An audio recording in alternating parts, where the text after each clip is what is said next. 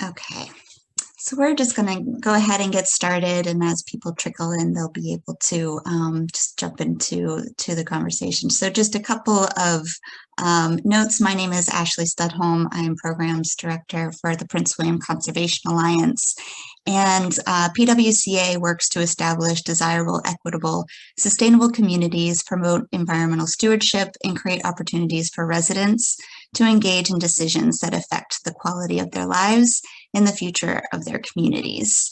And Ashley, yeah. Excuse me, are you recording? Yep. Sorry.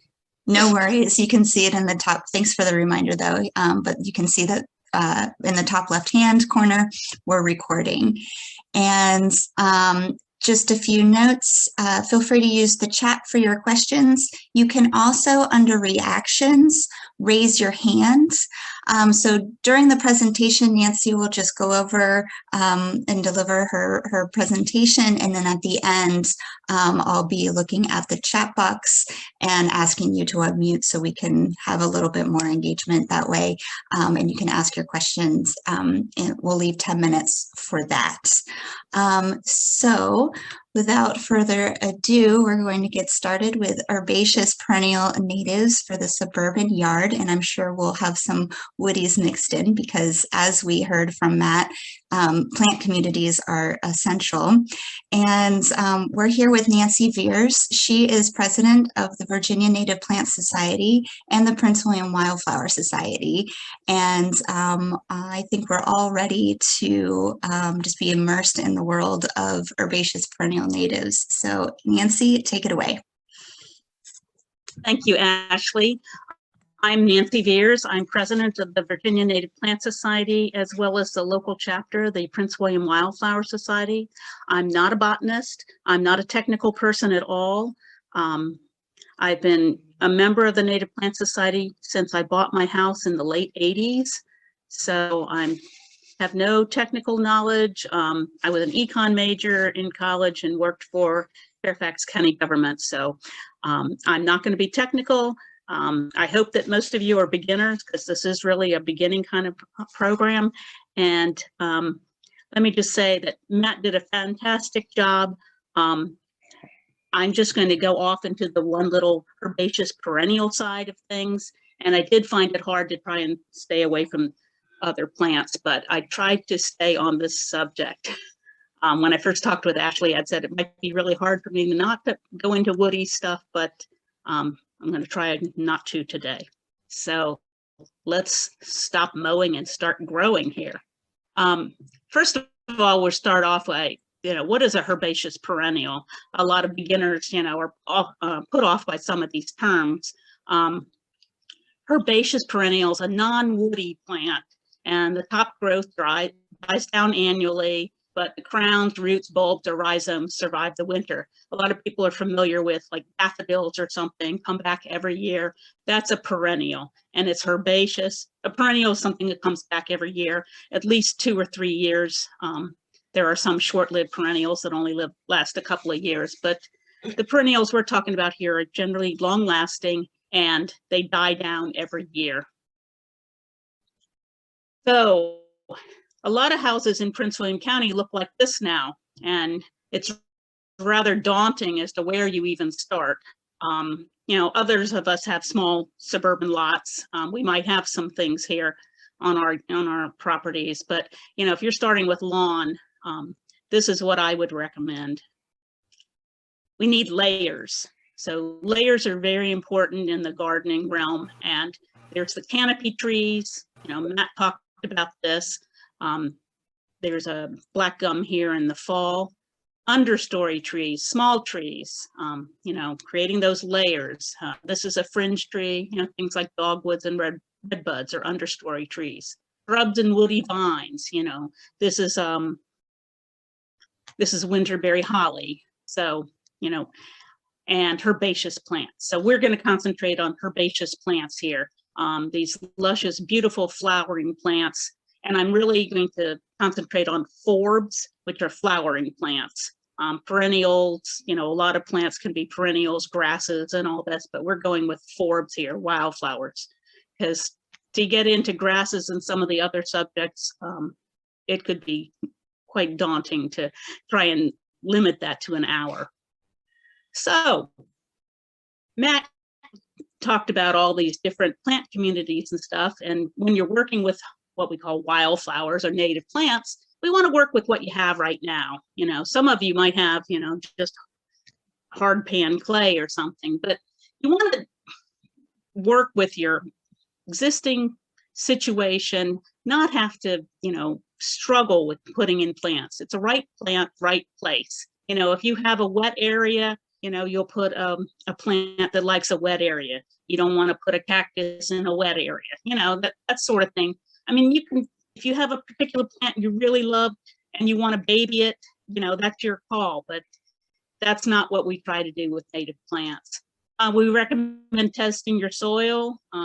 The Extension office has soil testing kits, and that kind of thing tests whether it's acidic or alkaline soil. Most of the soil around here is somewhat acidic, some is less. My particular yard is closer to neutral soil. So some things that really like acid soil don't do well here. You know, you need to be cognizant of whether plants need sun or shade, you know, the wet, dry, whether they need really rich soil with a lot of organic matter. That kind of thing comes out in the soil test. So now I'm going to start with some plants throughout the seasons. So I'm going to take you all through different seasons and just select some herbaceous perennials and go through there. It was hard for me to select plants. And after I sort of finished this program, I thought, oh, I should add this one. Oh, I should add that one. But that's really, you know, it's hard to limit myself to just 45 minutes or so. So here we go. Spring, I have bluebell. Summer, I have monarda. Fall, some asters. And winter there, I have some golden groundsel. So let's get going. So native plants for spring blooms. I am so ready for spring right now, and even went out on a little hike yesterday at James Long Park in Haymarket to find whether hepatica is blooming yet. It's a native little flower that is one of our earliest bloomers. Didn't see any bloom, saw lots of leaves, but did see one bud that was showing blue color. It's not a plant that I particularly recommend for a home garden, however. So violets. Violets can be despised by a lot of people. They think of them as weeds. They get in their grass. They don't like them. But if there are violets in your lawn, that means you're struggling to have lawn. So why have lawn after all? Violets are pretty. They have beautiful, you know, cute little flowers all through the spring. I mean, you know, the early spring. The foliage lasts at least 3/4 of the year, and you can eat the flowers, put them in your salads. It's just a wonderful plant. Here we have on the left is common violet, which is also called Confederate violet in this case here. And in the upper right is also common violet, but that's just the regular purple thing. They're the same genus and species, but they just have different colorations. In the bottom on the right is Canada violet. That's a choice little violet, and I've seen it blooming in the mountains even in the fall. So it's a really nice one for your garden. But look down the below there. These are larval host plants for fritillary butterflies. These are beautiful orange butterflies, not quite as big as monarch butterflies, and they need to lay their eggs on the violets so that they can eat the foliage and grow into big, beautiful caterpillars and butterflies. So here's some other violets. This is cream violet. The Prince William Wildflower Society always sells cream violets in our annual plant sale, which happens to be the day before Mother's Day. And I have lots of cream violets in my yard. They have smaller foliage than the common violets, but they are long lasting and green and very nice. And then as an oxymoron, this is a yellow violet. So we do have several yellow violets that are around. So violets are a really great plant as a ground cover, and they can even take a little bit of, you know, wear and tear for walking on them. Near and dear to my heart is Virginia bluebell. It is my absolute favorite native plant. I discovered them when I was a child growing up here near Bull Run. This is in my backyard. I have all these bluebells, and they are growing with something called golden groundsel. Now, some of you who probably shouldn't be in this class because you know more than you give yourself credit for, but it's also called golden ragwort. I don't particularly like that name because I think it's a pretty plant, and wart turns people off. So common name, I'm starting to call it golden groundsel. So here's bluebell up close. I actually went out into the yard this morning to try and scratch around in the dirt to see if there were any leaves starting to pop up, and I did not see any, though my Facebook memories have told me that other years I have found some leaves starting to poke through. They're very dark purpley brown when they first come up, so they're hard to see. And Mertensia virginica is its botanical name. And then the golden ragwort, Pachyra aurea, has that great foliage there, and that foliage lasts throughout the winter. So the flowers grow up, about a foot tall or more, and then they die back, and they're quite vigorous. And so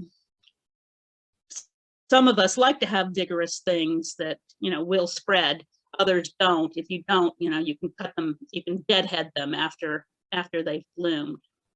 I do want to mention that Virginia bluebells happens to be the the flower for Prince William County, the official flower of Prince William County, and it's the subject of bluebell festivals. And usually we have a bluebell festival at Merrimack Farm. The Prince William Conservation Alliance hosts that the second Sunday in April. We'll see if that's going to happen. Maybe Ashley can tell us.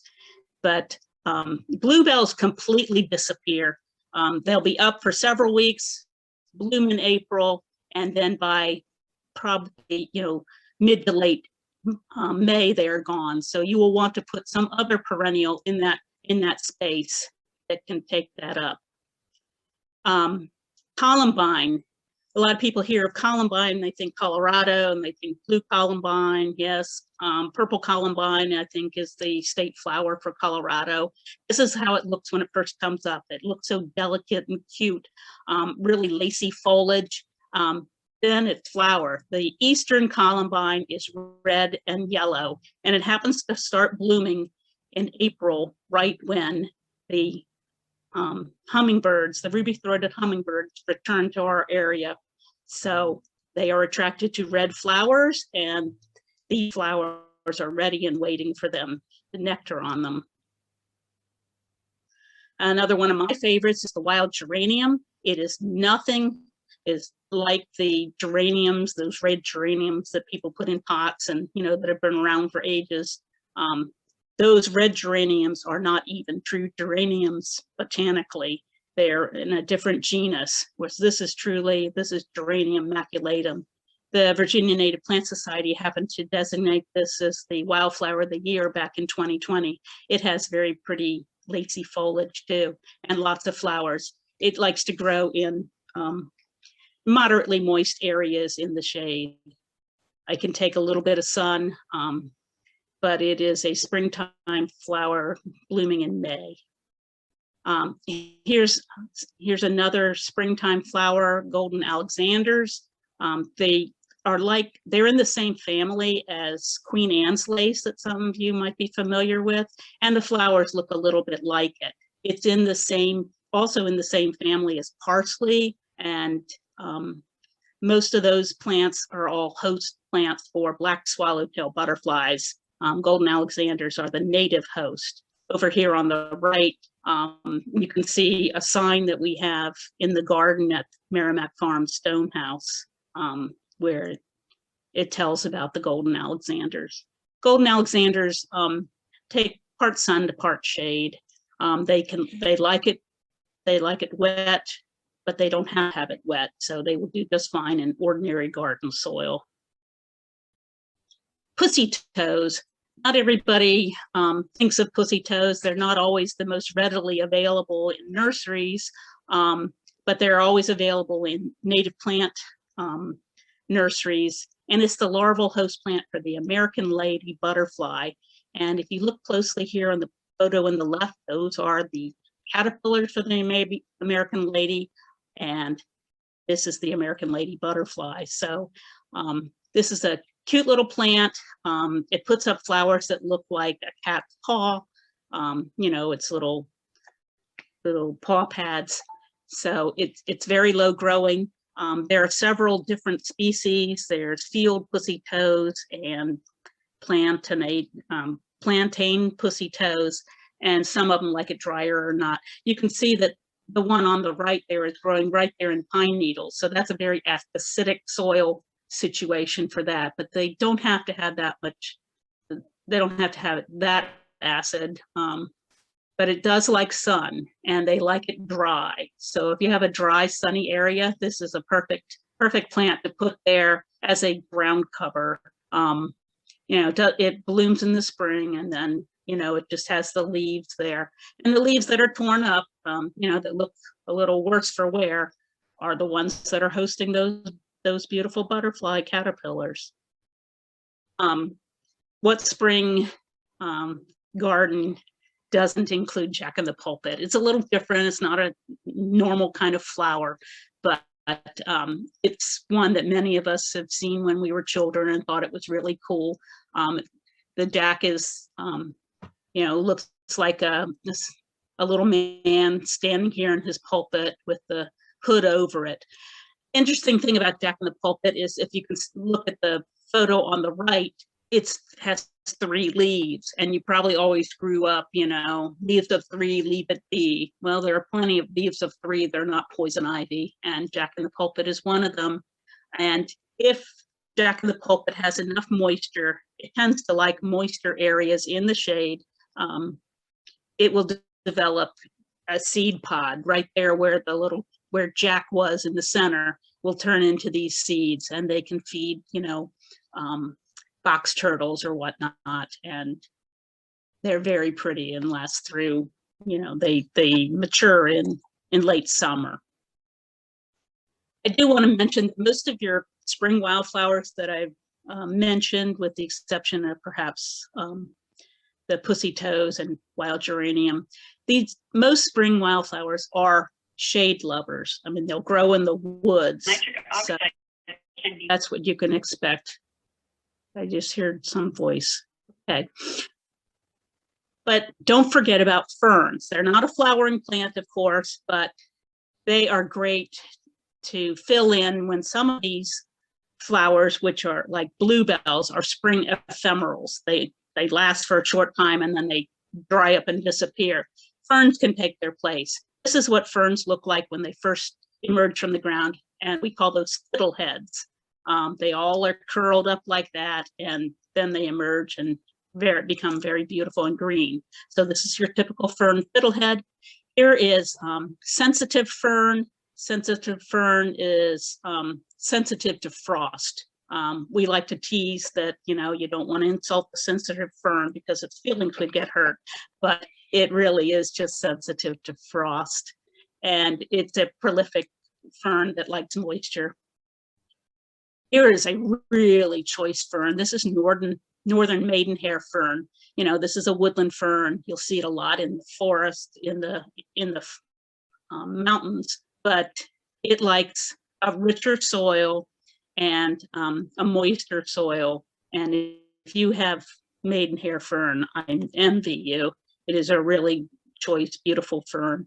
Then there's some other ferns. This is what we call cinnamon fern. In the early spring, or when they first emerge, say May or something, you'll see these, what we are called cinnamon sticks. These are their fertile fronds, and they look like cinnamon this time of year in the spring there. They like moist areas, and they're quite large ferns, very beautiful. Royal ferns are very large ferns. The foliage doesn't look quite as ferny to me, so to speak. It's not, you know, tiny and dissected, but very lovely, and especially in a larger massing. these are also like moisture. Christmas ferns, though, that's one of our most common ferns in this area, and they can take a wider variety of soil types.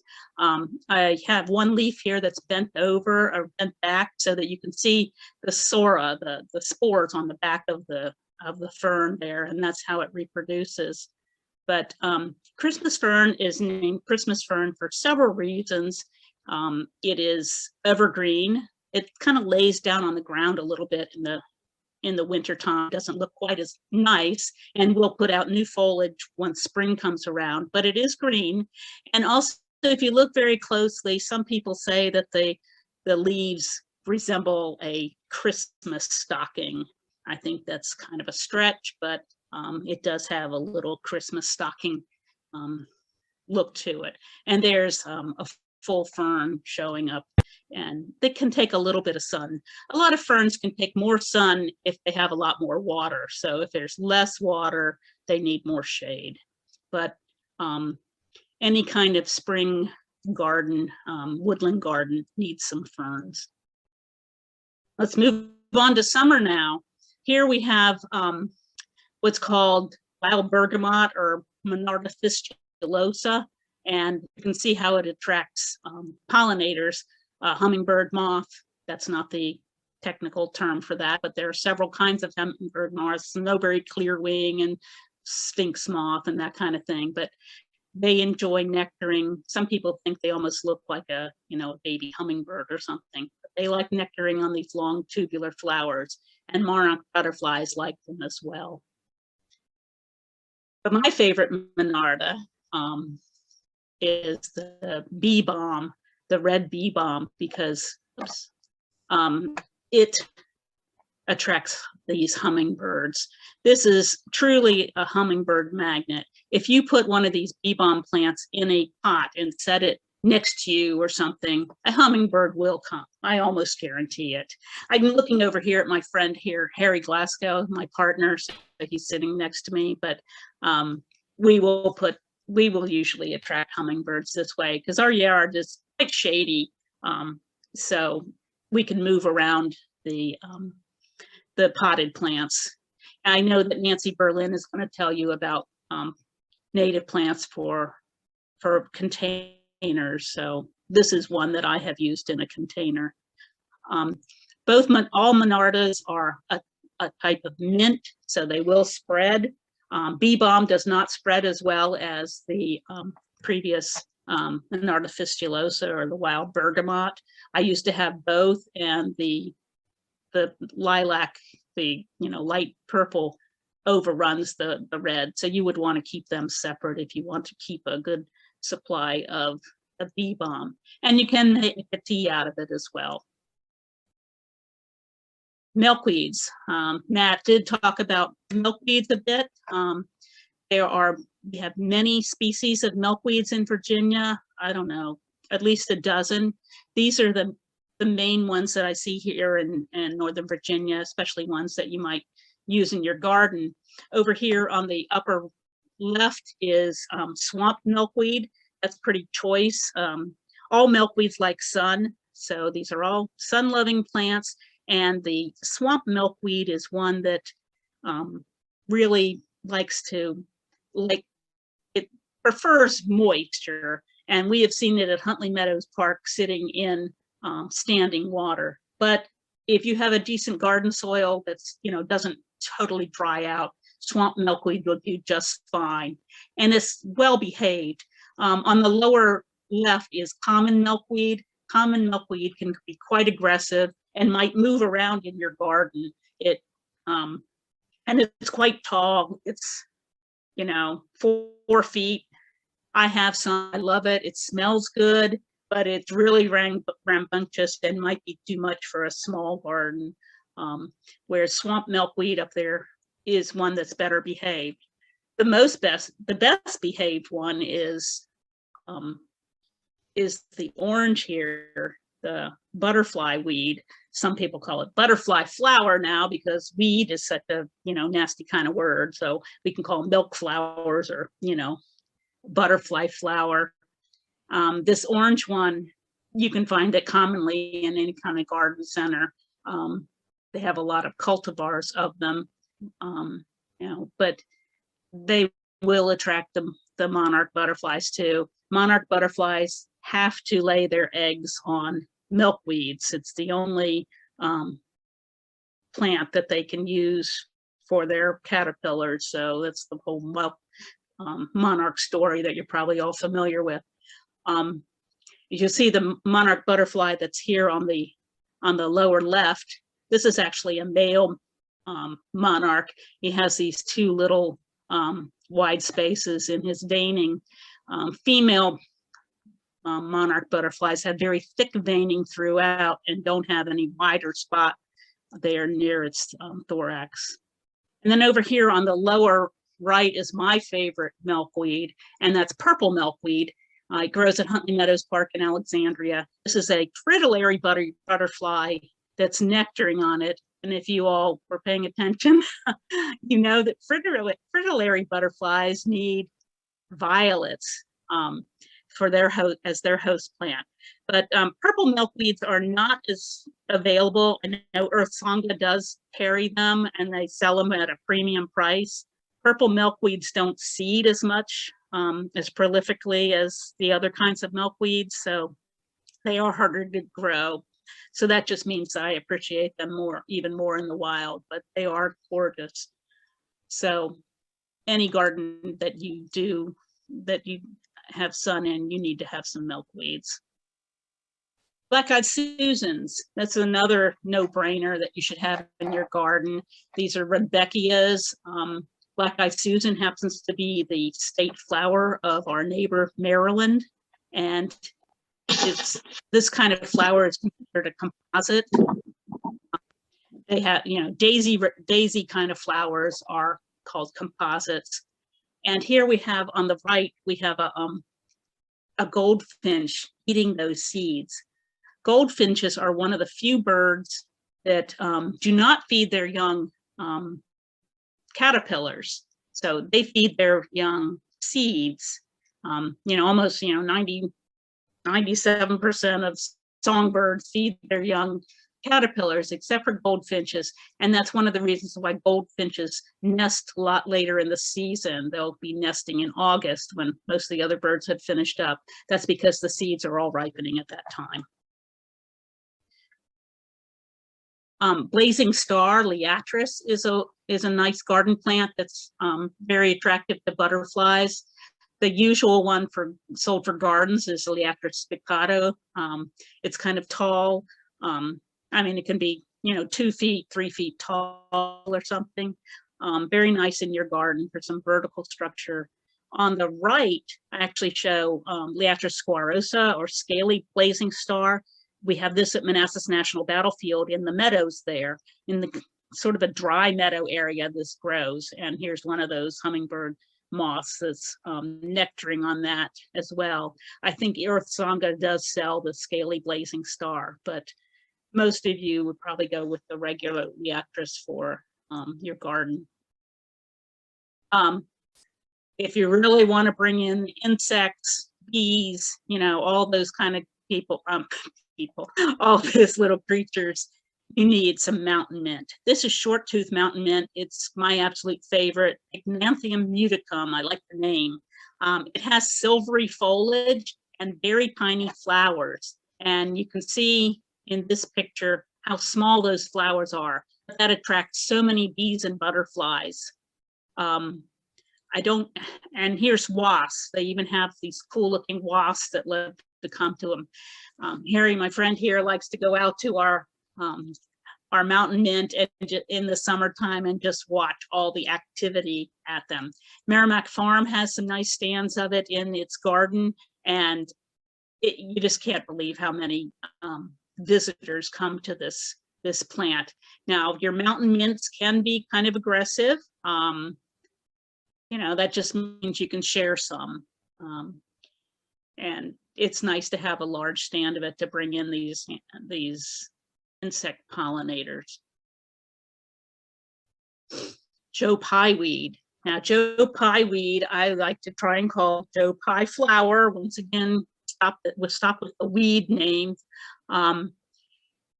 It's known for attracting the tiger swallowtail butterfly. Now you see the tiger swallowtail in the upper left. Tiger swallowtail is our state insect. Very beautiful, large butterfly. It's one of our largest butterflies that in our area. And sometimes you can be lucky to see a whole, a dozen of them on a big stand of Joe Pye flower. Very pretty, dusty rose kind of color. And Joe Pye can be huge. I mean, I've got some that grow on the inside of my 6-foot fence, and I rather like it to be tall so that it shows from the front yard. Well, that means ours is, 8 or 9 feet tall, but it doesn't have to be that tall. You could do something called the Chelsea chop, cut it back in May. You can even cut it back again. It might bloom a little later. Generally, it blooms in July, but they can be shorter. And sometimes what I do is I might graduate it. I'll, cut some back and leave some untouched so that I have them at a variety of heights, and it does affect the, lengthen the bloom time. Very pretty flower. Culver's root is something that I discovered not long ago. We have it planted in the rest area at the Dale City rest area on I-95. We have a very huge, very large pollinator planting area there on the northbound rest area. If anybody wants to help volunteer there, let me know. But they really attract pollinators, lots of butterflies and bees. On the right-hand side, I have some in my garden now. They can be anywhere from a couple feet up to, 3 or 4 feet, that really do attract the bees and butterflies. Well, if you don't have all that much sun in your yard, wild petunias is something you can grow that gives you a little color in the summertime.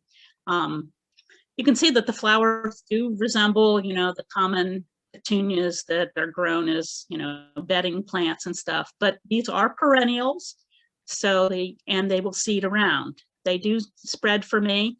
I don't find them a nuisance. I welcome their spread, but their flowers are cute and delicate. They only last a day. So it's kind of like daylilies or something. They'll bloom in the morning and then at night they'll die, and some new blooms will come, so, some days you might have, dozens of flowers blooming, and the next day you might not have that many, but they are very pretty. And as tubular flowers, they are attractive to a lot of pollinators. New York ironweed is sort of similar to Joe Pye in my viewpoint, in that it's another tall kind of flower, and you'll often see it growing in ditches in the sun. It doesn't need that much moisture. It can grow pretty well in a drier location, but it can grow very, very tall. On the lower left, we have a monarch butterfly nectaring on it at the pollinator rest area in Dale City on 95. So these New York ironweed can actually grow just as tall or taller than Joe Pye, but it's another plant that really does benefit from what is called the Chelsea chop in May, so that it grows smaller and maybe a little bushier as well. Autumn comes along. Here's a goldenrod. I know that many people think of goldenrod and allergies. Goldenrod does not cause allergies. Wind pollinated plants cause allergies. Goldenrod is insect pollinated. It has heavy pollen, so it doesn't fly around in the wind. It happens to bloom the same time as something called ragweed that is just full of pollen and affects many of us with, the seasonal allergies, hay fever in August, September. But goldenrod is innocent, and as Matt said, it's great for monarch butterflies that are migrating in the fall and needing to fuel up. This is at the pollinator rest stand, and it's quite spectacular there. I think late September, early October is when this goldenrod blooms there. Blue mist flower is another real favorite of mine, as well as pollinators. Here's a buckeye butterfly. Buckeye butterflies also migrate. They don't migrate as far as monarchs, but they do need to bulk up in the fall, so to speak. And blue mist flower is one. Blue mist flower can also be called like hardy ageratum. I know that there are bedding plants called ageratum, and they are not hardy. They are just annuals. This particular blue mist flower is a perennial. It will spread if it's really happy. Generally, making it happy is giving it lots of sun and moisture. They don't get that in my yard, so they don't spread as much. They don't get as much sun. They don't get as much water either. So they're much more well behaved, but they're very pretty. And if you look at them, say at dusk, the blue has this bluish purple. It has quite a lovely iridescence. Lobelias. Garden can't be complete without some lobelias. Red cardinal flower, as you can see in the center photo, it's very attractive to the hummingbird. So lobelias usually start blooming at the end of summer, fall. And this is a spectacular flower. It has a beautiful corolla, you know, a source of nectar for these hummingbirds. It will bring in hummingbirds. This is what they'll fuel up on, you know, as they start their migration. These flowers are generally, you know, only 1 foot to 2 feet tall, but sometimes and you get a sunny, wet area and they can be 4 feet tall or something, but most of your garden ones are only a couple of feet tall, and they are a stunning red. I think they're redder than the way that it shows up in this picture. And then there's something called blue lobelia, and it's a little bushier, I think, than the red lobelia. Has the same kind of shape of the flowers, but also likes about the same kind of conditions as the red lobelia. Probably can take less moisture than the red. The cardinal flower is a short-lived perennial. Sometimes, you know, it only, you know, lives a couple of years, but if you scratch up the soil, it tends to reseed. So it's one that freely reseeds. So try and do that. Some people, you know, they grow very well for them, and others we struggle, but they do like moisture and they like sun. This is a choice plant, bottle gentian. I really like gentians. They're kind of a cool plant. Not everybody has them. This particular one, bottle or closed gentian, this is its open. It looks like it's just a bud, but that is the flower, and has a really pretty blue color. This also likes moisture and sun, though it can take less of both. But if it's given optimal conditions, it can be quite a stunner. Goldenrods. You know, you think of goldenrods and you think of fields and, you know, and please turn that off. Zigzag goldenrod is one for shade, as is blue stem goldenrod. Please turn that off. Excuse me, I'm sorry, my partner took a phone call. I don't know why. But these ones take shade and they're beautiful. So there is a goldenrod for any kind of property. Ones that like more wet, like ones that like more dry. This one's can take the shade. So some people find that zigzag goldenrod is a little more aggressive, and blue stem goldenrod, which is also called wreath goldenrod, is rather delicate. So it's nice to have that in the shade, because I certainly have a lot of shade in my garden. Here's some more goldenrod, stiff goldenrod, Canada goldenrod. I mean, goldenrods are fall. You know, they really do represent fall. And the butterflies love them. Asters I should say that asters and goldenrods represent fall. Forget about chrysanthemums and pansies. What you want are asters and goldenrods for sure. There are asters in all, types, sunshade, wet, dry. So, like white wood aster here is something that really can take the shade. Aromatic aster likes some sun. There are also blue wood aster that likes obviously woods. If you go to Shenandoah National Park, you can see a lot of asters that are blooming right there in the forest in the fall. This one has a funny name, and I'm trying to get people to call it something different. It's known as sneezeweed, but I'd like its botanical name is Helenium, and I think it should be called Helen's flower. I've actually seen some nurseries publicizing it as Helen's flower. So it's great. It's one of Sam Drogy's plants for bees. So if you're going to be seeing Sam's program, he will probably mention Helenium, and it's a very beautiful yellow flower. Now this I found at the pollinator planting in Dale City, and this is a monarch caterpillar on the Helenium. Well, you've already heard that they only use milkweed. Well, this is one that was finished with the milkweed. He was a large caterpillar. He was going up there to, I believe that's where he was going to hang as a chrysalis. They usually leave the milkweed and go somewhere to turn into a chrysalis. So that's how we happen to find it on this Helenium. Another fall you flower. have 5 minutes. Thank you. Another fall flower is white turtlehead. It likes water, moisture, and it can take shade. This grows at Huntley Meadows.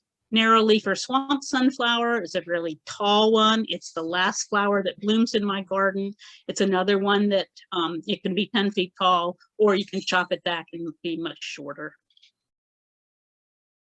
Winter, let's not forget winter. Winter is all about shapes and textures. You leave your plants up over winter, and the seeds are there for the birds and other animals to eat, and it's really quite interesting. Goldenrod has some beautiful textures and seed heads. And can you have green herbaceous plants through the winter? Well, you certainly can with this golden groundsel, Pachyra aurea, and also caryxes and sedges can give you some green. So if you look up here in the upper left, that's a sedge there that's green through the winter. Then I'm just going to show you some beautiful combos just to whet your appetite, get you thinking about gardening. Bluebells and groundsel. This is bone set with asters. Joe Pye with some sunflowers. Goldenrods, asters. This is in the mountains, as you can see. There was in the back here is New York ironweed. This is a garden at Merrimack Farm. It has phlox and monarda and cup plant and, lots of beautiful things. I can't stress enough, goldenrods and asters for fall. That's what you need. And there are so many choices there. There's a buckeye butterfly. Here's a combination in a very small townhouse yard. This is my yard in the early spring. The understory trees, the dogwood and redbuds and bluebells and, some shrubs and stuff. The importance of layers. Beautiful spring garden flowers. This is my garden, the only sunny part of my garden in the fall. As Matt said, Plant Nova natives. Very easy if you just remember plantnovanatives.org. There is a wealth of materials there at that website.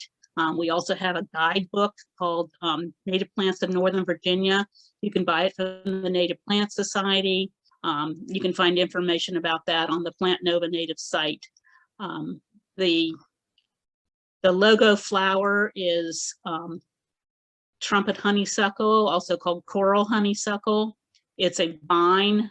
I love it, but I tried to keep us just to herbaceous perennials here. But it's a larval host plant for this snowberry clearwing hummingbird moth. So this is a bunch of contact information, my email address, the Native Plant Society email address, the Native Plant Society's website, vnps.org, Plant Nova Natives. And if you're outside of the Northern Virginia area, there is Plant Virginia Natives, and you can find the appropriate guide for your area. We're trying to make more regional guides for all of Virginia. We're not there yet, but we have a number of them so far. And with that, I will stop, and you're free to ask me any questions. Thank you. Thank you so much, Nancy. That was incredible information. I loved going through the seasons and the idea of starting with the columbine to welcome the ruby-throated hummingbirds, and then having cardinal flower to prepare them in their migration back south.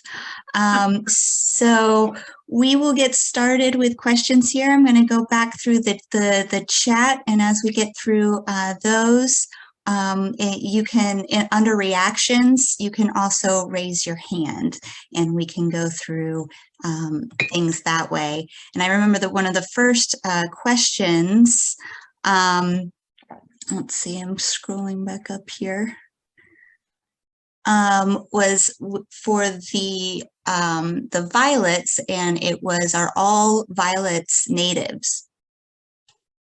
Pretty much. If you see a violet, I'm, you know, we're not talking African violets, but if you see a violet outside, I think you can pretty much count on it being a native one. Great. And sorry, I'm just realizing that the I have the whole chat for, here we go. We have 123 people here. Very nice. Yeah, so just very quickly, this is being recorded, and we will be sending out the link to all of the sessions here today to everyone that has registered. I'm on. Okay, here we go. And Jerry asks, do bluebells grow in clay? They do in my yard. Yeah, it's surprising how easy they are to grow. They like floodplains. I should have explained that, but I was, but they grow pretty well, especially if you have a little more neutral soil. They don't like it super acid, but they just proliferate in my yard. That, you know, it's just a typical, you know, 10,000 square foot typical suburban lot. And with clay soil, I mean, I, you know, leave my leaves and stuff, but they do well. They don't need to be pampered. Yeah, and as Nancy mentioned, we we'll be hosting the Bluebell Festival this year, and you'll see the familiar faces that are hosting this event at the Bluebell Festival. We really wanted to be in person, but there'll be a chance for you all to come and meet us at the Bluebell Festival at Merrimack Farm at April 10th to see some of these bluebells in real life, which everyone is welcome to And that's join. Sunday, April 10th. They always do it on a Sunday because they do hunt out at Merrimack Farm, but not on Sundays. Melanie asks, are spring beauties native? Ah, yes, spring beauties are native. I didn't include them in the talk because they're not as widely available. They are also called fairy spuds. They're almost like a potato tuber or something. And they love to grow with bluebells, so they'll grow in the same sort of area. And they'll bloom for weeks. They have a longer blooming time than bluebells. They'll start blooming earlier and they continue blooming. plant them if you can. I'm sure you can get them at Earth Sangha and some other native plant nurseries. Yeah, she mentioned that it carpets her yard, so I'm imagining that that's lucky. beautiful. Yes. Stephen Cooper asked, does lobelia do well in containers? Yes, I actually have some cardinal flower that I put in containers. So you'll probably want to ask Nancy Berlin about that in her container gardening program, but I think they do well there. But then, you know, of course, you're babying them when you're putting them in a container. So, but if it's something that wouldn't grow that well in your yard and you really want it, you know, then you can grow it in a container. How does bottle gentian get pollinated if it stays closed? That's a good question. Many bees, or there are some kinds of bees that will rob it. They will bite into the bottom and go in there to get it. They can also spread the petals. You know, they're strong enough to spread them apart. Laura asks where I can find more lectures by you. Well, I give lectures to garden clubs. I do have one that's posted on the Conservation Alliance page. I think it's Autumn Wildflowers. Yeah, so it is available there on the Prince William Conservation Alliance's YouTube channel.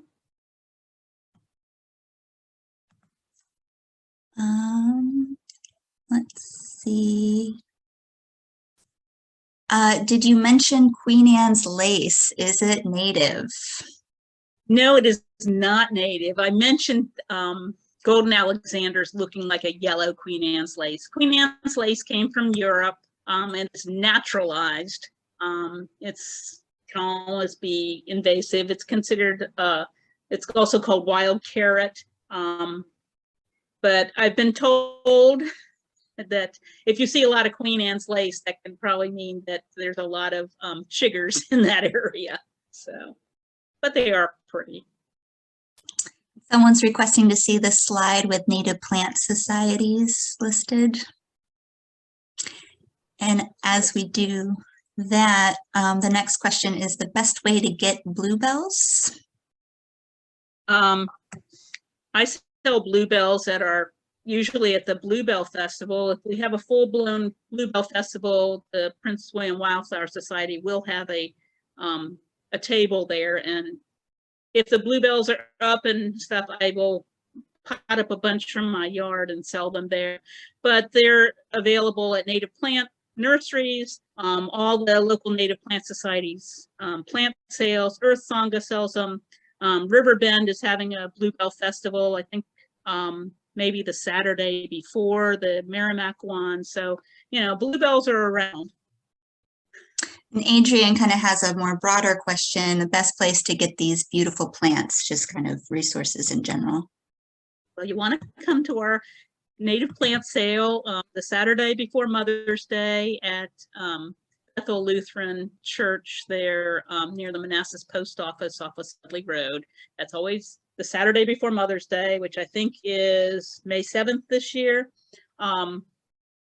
The Virginia Native Plant Society has a page for nurseries, native plant nurseries, and our native plant sales. So I think that is being updated right now. So go to the VNPS website for that. Also Plant Nova natives, if you're in the local area, you can find where to buy them. But we have several native plant nurseries, you know, besides Earth Sangha, there are several commercial nurseries, Nature by Design, Watermark Woods, Hill House, Farm and Nursery. There are a lot of nurseries around. Seven Bends. Yeah. And going back to the bluebells, is it difficult to start Virginia bluebells from seed? I have never started them from seed. I've let them do it themselves. So I really don't have experience there. And Angie is planting a garden at her school, and she asked, do you ever visit schools to give advice? Sure. Yeah. And you also can use the Audubon at Home folks, they're very good for giving advice. Here in Prince William County, they're master gardeners that are part of Audubon that do that. The site visits are part of what they do. And we also have garden tours. We haven't set up our garden tours yet, but we usually have it the last Sunday of April. So look for the Prince William Wildflower Society to have 3 gardens. We like to do 3-member gardens and just have them sort of like an open house. So we haven't, it'll take us a little bit to put that together, but we will publicize it. Look for our Facebook page and website. And then we have a question, do we have any conversations happening around the impact of nicotinoids and systemic pesticides? Well, there's certainly conversations going on, and we recommend, your native plant nurseries are not going to be using neonics on their plants. Neonics are pesticides, you know, that they're systemic. So I think if, you know, a pollinator or an insect eats the plant, it can harm them. So always look for neonic-free kind of plants. You know, if something's not eating your plants, then something's wrong. Yeah. And wrapping up, I know that there's several questions that we're not getting to, but we'll have a Q&A at 2 p.m. But what is a good source for some planting guides that show combinations of natives? There are a lot of garden books out there. Let's see. The VNP, the Prince William Wildflower Society is hosting this author, Kelly Norris, a week from tomorrow. That's free. So he has a book that has a lot of combos and stuff. But there was a Doug Ptolemy and Rick Dark book. There are a lot of garden books out there, and if you want to send me an email, I could help you out there. But our native planting guides do have some combos too, you know, the regional guides like Plant Nova Natives. But look at nature. Take your cues from nature. You know, go out there and see what grows together and stuff. That's what you want to replicate. That's great advice, and just kind of reinforces that right plant, right place. Nature can show you the way there. And I'll just keep going until we go back into the main room. So Kathy asks, is wild strawberry native? Yes, it certainly is, and is quite delicious and wonderful. But you will probably have to share it with the bunnies and you know, deer. Turtles, and well, deer. I don't know that they can reach down there, but yeah. But it can be a really nice ground cover. Maybe that's something I should have also highlighted. But that'll probably be in the native edibles class, maybe. Yeah, and I'm reminded of the violets too, sprinkling some violets on top of a salad. Yeah, I'll have to try that. And redbud flowers are really good. They taste sort of like arugula to me, so they're nice on a salad too. Okay. And then Sam asks, is the tendency of earlier springs, like 60-degree weather in February and earlier blossoming, a significant issue for native plants in Northern Virginia? We are blooming, you know, a lot earlier than we used to. When I was a kid, you know, things bloomed a lot later. I'm from here. I think what we're worried about the most will be the disconnect between the pollinators and the plants and stuff, you know, and the birds when they nest and birds when they come back, and will the plants be ready, and, you know, or will the plants already be passed? Because some animals are more dependent on the light situation, not on the temperature. So, you know, you'll need to watch Janine Cullen's thing on climate change. Unfortunately, hers was concurrent with mine, so I didn't get to see that. You'll have to see it when it comes out. That's the benefit of having all of these recorded because it's hard to Yes. choose sometimes. There's a lot to choose from. And so we are technically in a break.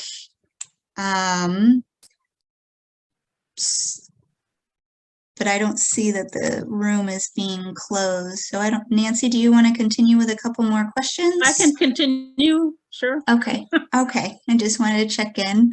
But we are, just for everybody's information, we'll be in a break until 11:30, and that's when we'll start the breakout session 2. But if you're up for it, we can just continue to go through some of these questions. Let's see. Oh, going back to the native. Great resources. You have great resources with the extension office here too. So always remember that. Yeah. Yeah.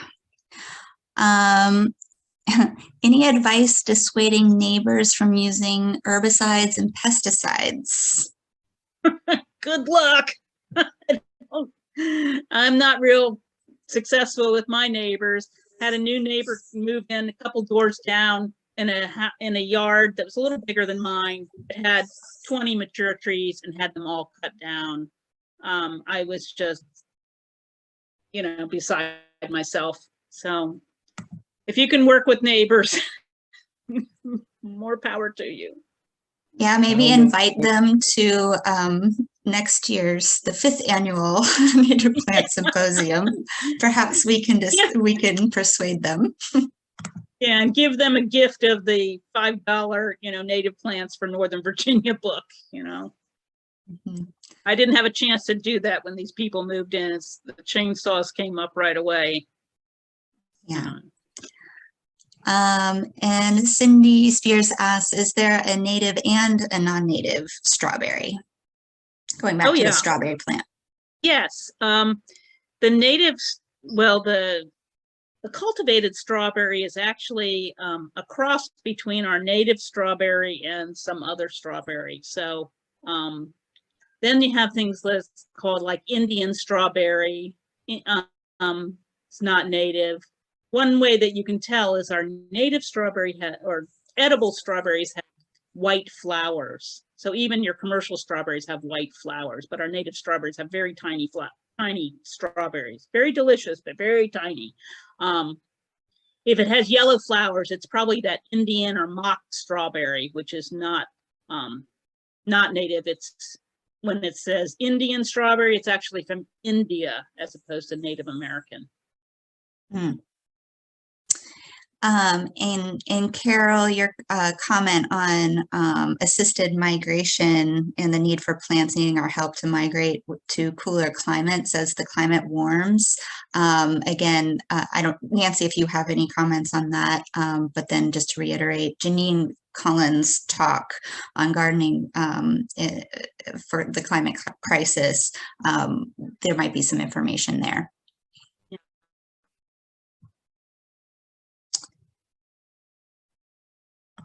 Okay, breakout rooms will be closing in 50 seconds. Enjoy your break, and we'll be returning at 11:30 to continue the program. Thank you, Ashley. Thank you, everyone.